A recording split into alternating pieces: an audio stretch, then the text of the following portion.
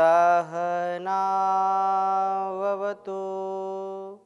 सहनौ भुनक्तु सह वीर्यं करवावहै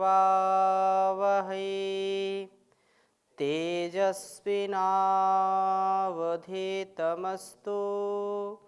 मा विद्विषावहै।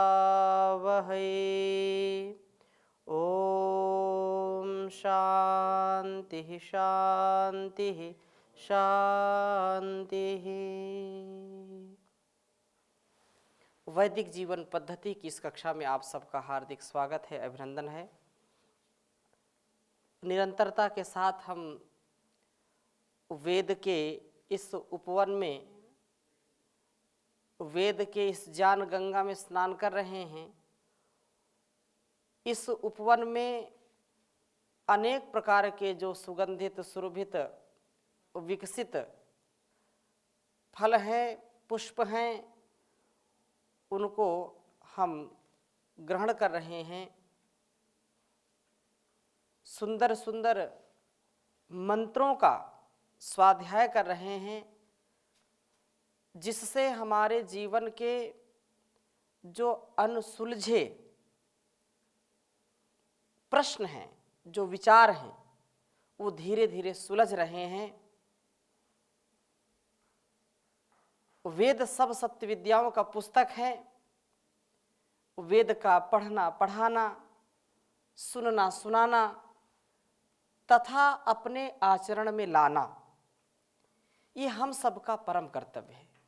हम सब मिलकर के इस कल्याणी वेद वाणी का जब स्वाध्याय करते हैं तो हमारे जीवन की दिव्यता अहरनिश बढ़ती जाती है, बढ़ती जाती है।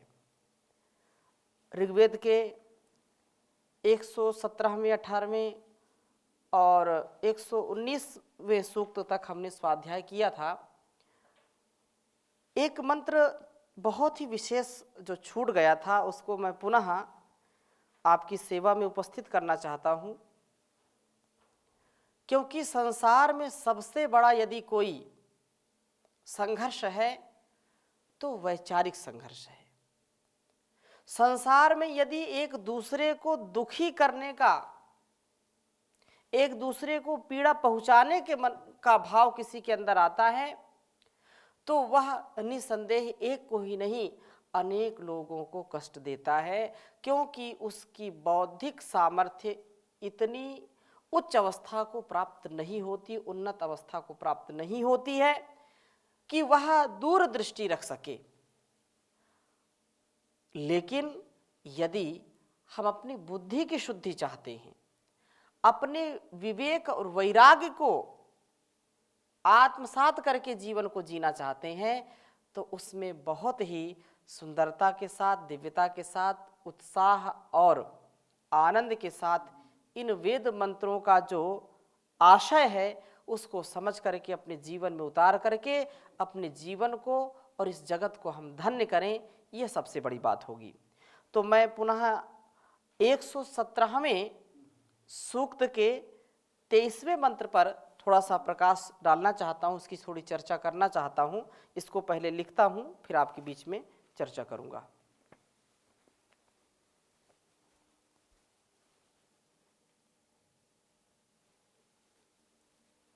ओम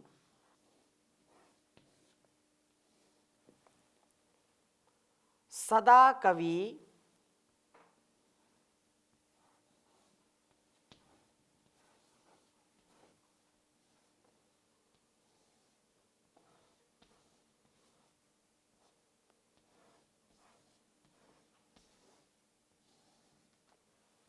सदा कवि सुमतिमा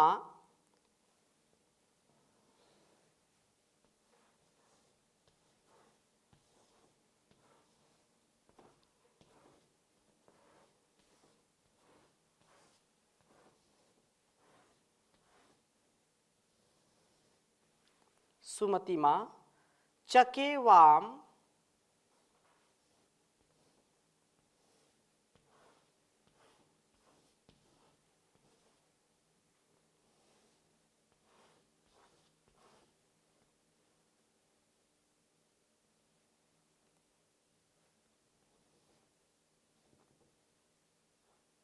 चकेवाम विश्वा।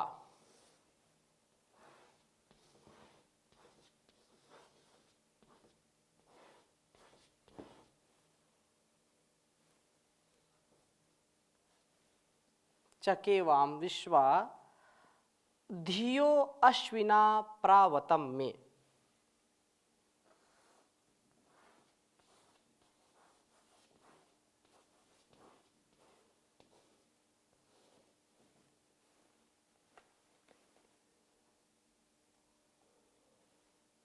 धियो अश्विना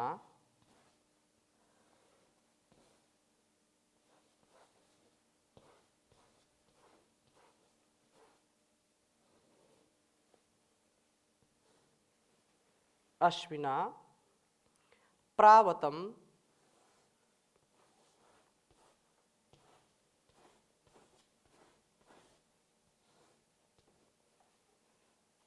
में।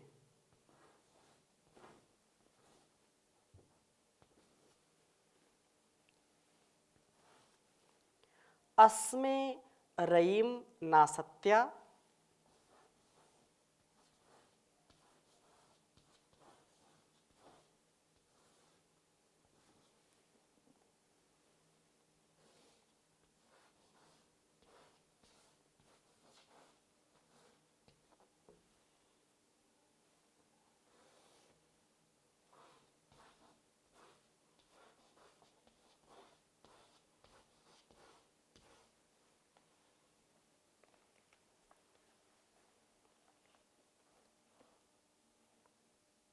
वृहंतम अपत्य साचम।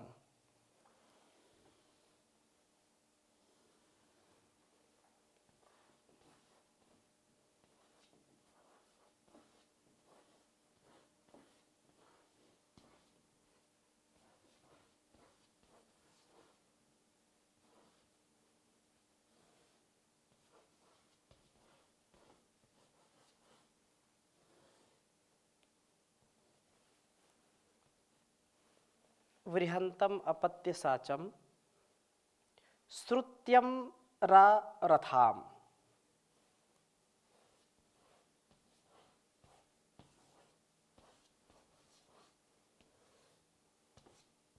श्रुत्यम रथाम।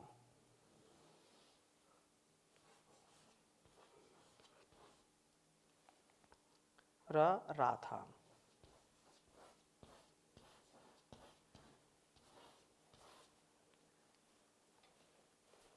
उच्चारण करेंगे, बहुत ही सुंदर मंत्र है। ओम सदा कवि सुमतिमा चके वाम विश्वा धियो अश्विना प्रावतम में। अस्मे रयिम नासत्या वृहंतम अपत्य साचम श्रुत्यम राथाम। ओम सदा कवि सुमतिमा चके वाम विश्वा धियो अश्विना प्रावतम में।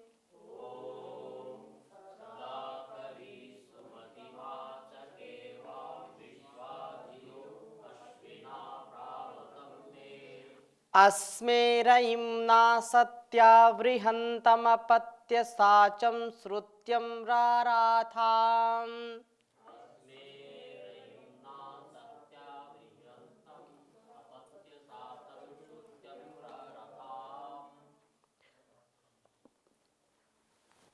भावार्थ पर चिंतन करेंगे। सुमति व श्रुतिरयी का विषय है। प्राण साधना का विषय चल रहा था और प्राण साधना का, योग साधना का कितना बड़ा महत्व है हमारे जीवन में, उस ओर संकेत करते हुए उपदेश कर रहे हैं। प्रार्थना उपासना के साथ जीवन का उद्देश्य सार्थक हो, उसके लिए यहाँ पर सुमति की कामना की गई है। कहा कवि क्रांतदर्शी होता है, कवि जो उपदेष्टा होता है, कवि जो दूरदर्शी होता है, जो इस जीवन और जगत की दिव्यता को दूर से ही देख लेता है, समझ लेता है सूक्ष्म बुद्धि से।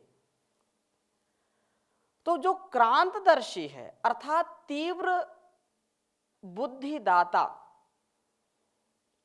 प्राणापानो मैं वाम आपकी, सुमतिम कल्याणी मति को सदा आचके। सदा आचके मतलब चाहता हूं, आपकी जो कल्याणी बुद्धि है उस बुद्धि को मैं धारण करना चाहता हूं। आप सुमति को प्रदान करने वाले हैं, सुमति प्राप्त करके मैं प्रगति पथ पर आगे बढ़ना चाहता हूं, सुपथ पर आगे बढ़ना चाहता हूं। मैं कुमति, कुपथ, कुपंथ, मार्ग भ्रष्ट न होऊं। इसलिए प्राण साधना के द्वारा मुझे कल्याणी मति प्राप्त हो, ऐसा मैं चाहता हूं। संसार में सब कुछ प्राप्त है, लेकिन यदि बुद्धि ठीक नहीं है तो सब कुछ प्राप्त होते हुए भी सब कुछ नष्ट हो जाता है। और यदि बुद्धि ठीक है, कुछ भी पास में नहीं है, तो आप इस बुद्धि के द्वारा, इस मेधा के द्वारा, इस साधन के द्वारा जो परमात्मा ने दिया है, सारे संसार में राज कर सकते हैं, सारे संसार को दिव्य बना सकते हैं, कल्याणमयी बना सकते हैं, सबके जीवन में दिव्यता का आधान कर सकते हैं, यदि बुद्धि हमारी शुद्ध हो और बुद्धि सबका कल्याण करने वाली हो। और वो कैसे होगा? वो प्राण साधना के द्वारा बुद्धि की शुद्धि होगी, और कोई उपाय नहीं है, कोई ऐसा साबुन, कोई शैम्पू, कोई केमिकल नहीं है कि उसको बस डालो, घोलो और लगा दो, बुद्धि साफ हो गई। ऐसा कोई केमिकल, कोई कैप्सूल बना नहीं है।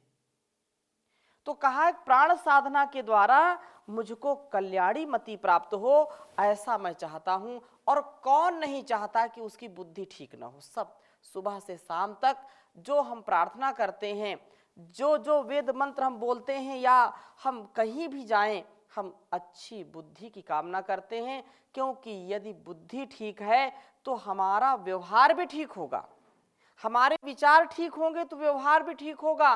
और जिसकी बुद्धि ठीक नहीं होती है, जो बिल्कुल अपने अविवेक में जीता है, अज्ञान में, अविद्या में जीता है, तो वह व्यवहार भी किसके साथ कैसा करना उसको ज्ञान नहीं होता है।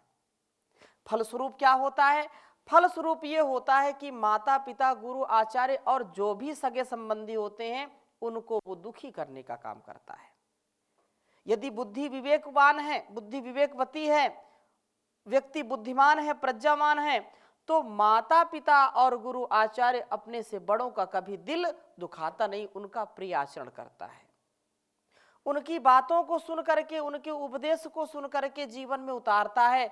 और जो बुद्धि जिसकी शुद्ध नहीं है, कुतर्क करता है, और कुतर्क करने वाला फिर व्यक्ति कभी भी सुपथ पर नहीं चल सकता है, कल्याण के मार्ग पर नहीं चल सकता है। इसलिए या मेधाम देवगणा पितरश्चोपासते तया मा मध्य मेधाग्ने मेधाविनम कुरु धीमहि धियो यो नः प्रचोदयात्। ये प्रार्थनाएं हैं। हिरण्मयन पात्रेण सत्यस्यापिहितं मुखम तत्वं पूषण अपावृणु सत्य धर्माय दृष्टये। हम सद्बुद्धि की कामना करते हैं कि हमारी बुद्धि बहुत अच्छी हो, हम अपने जीवन को दिव्यता से जी सकें। तो ये दिव्यता कब आएगी? जब बुद्धि की शुद्धि होगी। बुद्धि की शुद्धि कब होगी? जब प्राण के हम साधन के द्वारा, प्राणायाम के द्वारा इसको शुद्ध करेंगे। तो कहा अश्विना, मंत्र में क्या कहा?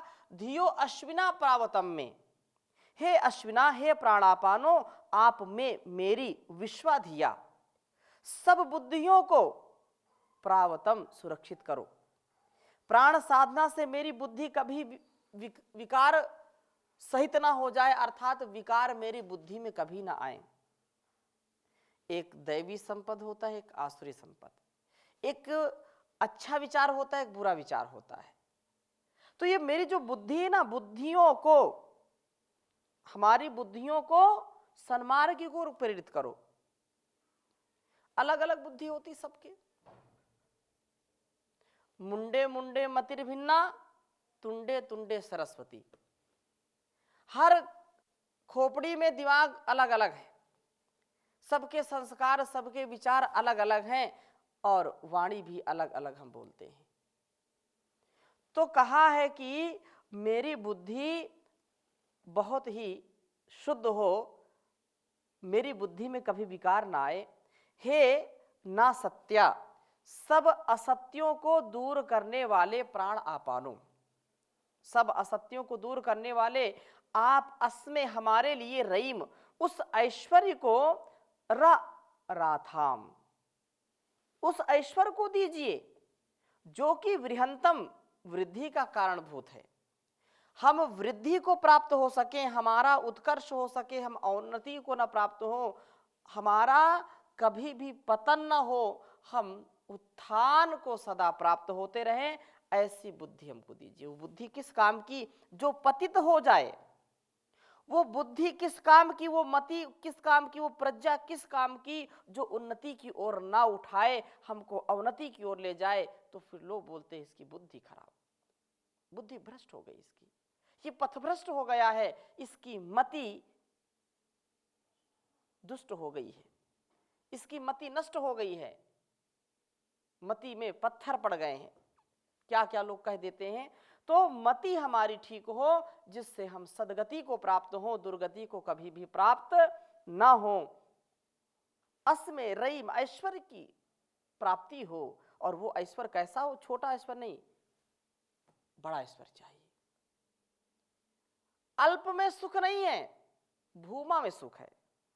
यो वै भूमा तत्सुखम नाल्पे सुखम अस्ति। अल्प में कभी सुख नहीं है। तो हम संकीर्ण विचारधारा वाले कभी ना हो, हमारा जो विचार हो, हमारी जो मेधा हो, जो प्रज्ञा हो, वो विशाल हो, और हम बहुत गंभीरता के साथ धीर वीर गंभीर होकर के जीवन को जीने वाले बने।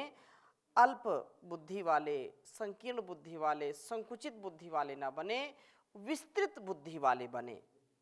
वृहंतम, वो ऐश्वर्य वृहत होता है। अपत्य साचम, उत्तम संतानों से हमारा संबंध हो, अर्थात उत्तम संतानों के हम पोषक बने, उत्तम संतानों की हम भरण पोषण का सामर्थ्य प्राप्त करें, उनसे हमारा संबंध हो। श्रुत्यम, अर्थात ज्ञान के अनुकूल हो। प्राण साधक की संपत्ति उसकी उन्नति का कारण बनती है, यह कभी उसके ह्रास का कारण नहीं बनती, उसके पतन का कारण नहीं बनती है। इस संपत्ति से सदा वह ओतप्रोत रहता है। इस संपत्ति से संतान विकृत आचरण वाली नहीं होती है, और यह संपत्ति हमारे जान पर कभी पर्दा नहीं डालती है, जान के पट को खोल देती है। जान हमारा बिल्कुल देदीप्यमान हो जाता है, प्रकाशित हम हो जाते हैं, और प्राण साधना से सुमति व धी की प्राप्ति होती है। इस साधना के साथ संपत्ति की उन्नति होती है, संपत्ति में वृद्धि होती है, अवनति का कारण नहीं बनती है। नहीं तो कुछ लोग ऐसे होते हैं संसार में, संपत्ति का इतना प्रभाव होता है, इतना धन संपदा से युक्त होते हैं कि वो संपत्ति फिर गलत गलत कार्यों में खर्च करने लगते हैं। विकृत मानसिकता हो जाती है। बल, बुद्धि, विद्या ये बहुत आवश्यक है, लेकिन बल बुद्धिपूर्वक, धन का बल बुद्धिपूर्वक जब हम खर्च करते हैं तो वह उन्नति का कारण बनता है, अवनति का कारण नहीं बनता है। इसलिए हमारी संतानों को ठीक रखती है और जान के लिए उपयोगी होती है। बिना प्राण साधना के व्यक्ति का उत्थान नहीं हो सकता है, क्योंकि विकार आते हैं यदि हम इस ज्ञान पूर्वक विवेक पूर्वक जीवन को नहीं जीते हैं। प्रत्येक व्यक्ति का यह कर्तव्य है कि अपनी बुद्धि के उत्थान के लिए नित्य प्राणायाम करे, ध्यान करे, चिंतन करे, जिससे बुद्धि धीरे धीरे धीरे धीरे सूक्ष्म होती जाएगी। सूक्ष्मतम बुद्धि से व्यक्ति कभी भी कोई पाप से युक्त, कुटिलता से युक्त अथवा जो वेदानुकूल आचरण नहीं है उसको नहीं करता, सदा वेद के अनुकूल आचरण करता है। शास्त्रोक्त ऋषि प्रोक्त कर्मों में सदा प्रवृत्त रहता है। ये बहुत अपने आप में बड़ी बात है।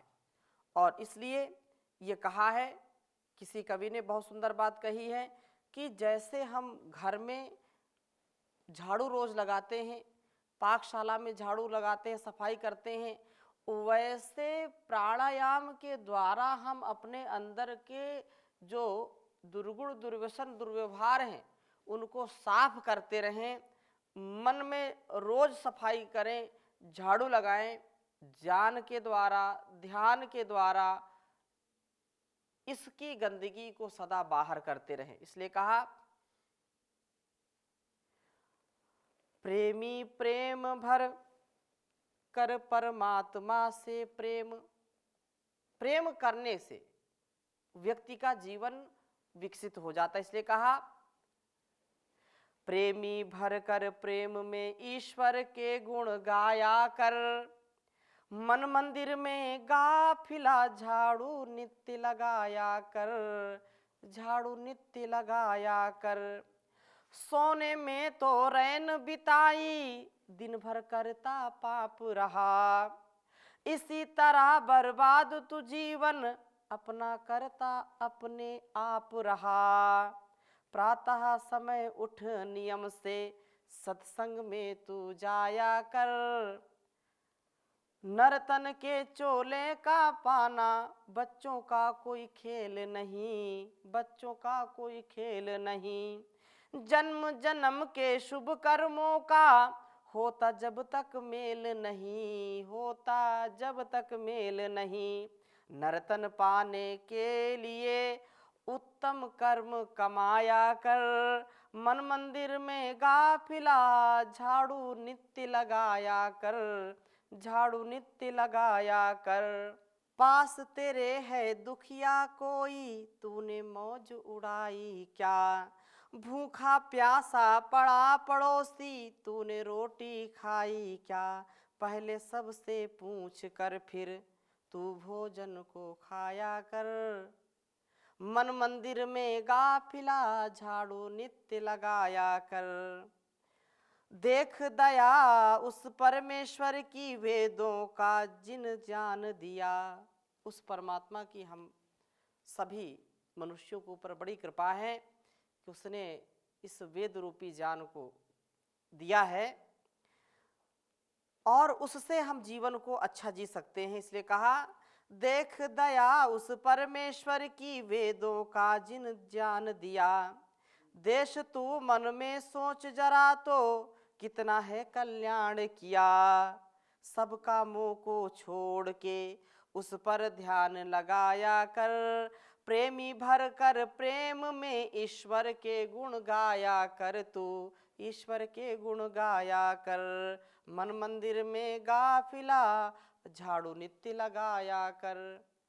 तो ये जो झाड़ू लगाने का काम है ये कब हम करेंगे? जब हम नित्य प्रति जैसे भोजन, अन्न ग्रहण करना, भोजन ग्रहण करना, निद्रा और भूख प्यास को हम सहन नहीं करते और उसके लिए चाहिए ही चाहिए, ऐसे ही एक प्रण करें, एक विचार करें कि प्रत्येक दिन हमको इस प्राण साधना के अनुष्ठान में कभी भी गैर हाजिर नहीं होना, अनुपस्थित नहीं होना, कभी भी एब्सेंट नहीं होना, सदा प्रेजेंट रहना है, क्योंकि वह परम पिता परमेश्वर सदा प्रेजेंट रहता है। वह हमको देख सुन जान रहा होता है। हम अपनी भक्ति के द्वारा, अपने संकल्पों के द्वारा उसकी सदा स्तुति, प्रार्थना, उपासना करते रहें और प्राणायाम के अनुष्ठान को सदा आगे बढ़ा करके अपने जीवन में जो काम, क्रोध, लोभ, मोह, ईर्ष्या, द्वेष है, जो प्रमाद है, जो बुद्धि के ताले पड़ गए हैं, बुद्धि में बुद्धि बिल्कुल दूषित हो गई है, उस बुद्धि को शुद्ध करने का काम प्राणायाम के द्वारा हम करते हैं। उससे उन्नति होती है, साधन हमारा सुंदर और स्वस्थ होता है। तो यह हमारे लिए और इस समाज के लिए बहुत ही कल्याणकारी है। परम पूज्य श्री स्वामी जी महाराज ने पूरी दुनिया को जगाया है, योग प्राणायाम इस साधना को सबको बताया है, जिससे तन, मन और वतन के रोगों पर हम विजय प्राप्त करते हैं। तो इन्हीं शुभ संकल्पों के साथ आज की कक्षा को यहीं पर विराम देते हैं। शेष चर्चा अगली कक्षा में करेंगे। ओम शांति शांति शांति।